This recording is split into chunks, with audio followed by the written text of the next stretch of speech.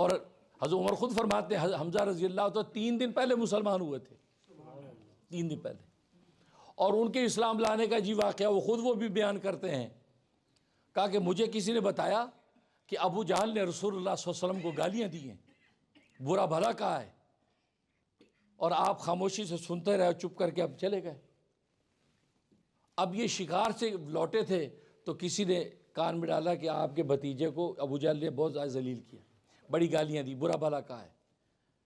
اچھا، اب یہ مسلمان نہیں ہوئے تھے، یہ فوراً سیدھے گھر جانے کے بجائے بیت اللہ پہنچے، وہاں ابو جہل کھڑا تھا اپنے دوستوں کے ساتھ، اور جا کے کمان کے ساتھ ٹیک لگا کے یوں کھڑے ہو گئے، یوں گھور رہے ہیں اس کو۔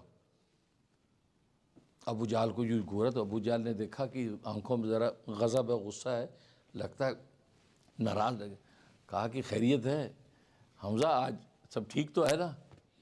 بس یہ پوچھنا تھا، تو زور سے آپ نے کمان ماری، اس کے کمر میں ماری، اتنے زور سے ماری کہ کمر میں زخم ہو گیا، خون نکل آیا۔ اب لوگوں نے کہا کہ بھی رفع دفع کرو، اگر یہ لڑائی بڑھ گئی تو یہاں تو خون خراب ہو جائے، کیونکہ سامنے حضرت حمزہ ہیں، وہ بھی وقت کے سردار ہیں۔ رفع دفع ہو گیا، اور حضرت حمزہ نے کہا کہ تو نے میرے بھتیجوں کو لاوارث سمجھا تھا، اور تو لاوارث سمجھ کے تو نے ان کی توہین کی کوشش کی، تو نے ان کو گالم گلوچ کیا ہے۔ میں خود مسلمان ہو چکا ہوں، تم اس کے اسلام پر کیا دین پہ اعتراض کرو گے؟ میں تو خود اس کا دین اختیار کر چکا ہوں۔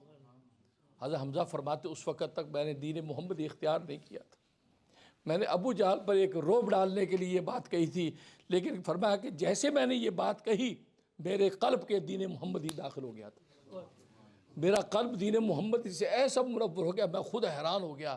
میں گھر جانے کے بجائے سیدھا رسول اللہ کے پاس پہنچا اور جا کے میں نے کلمہ ایمان پڑھ لی۔ اللہ اکبر، اکبر، یا رسول اللہ۔ تو اس انداز سے اسلام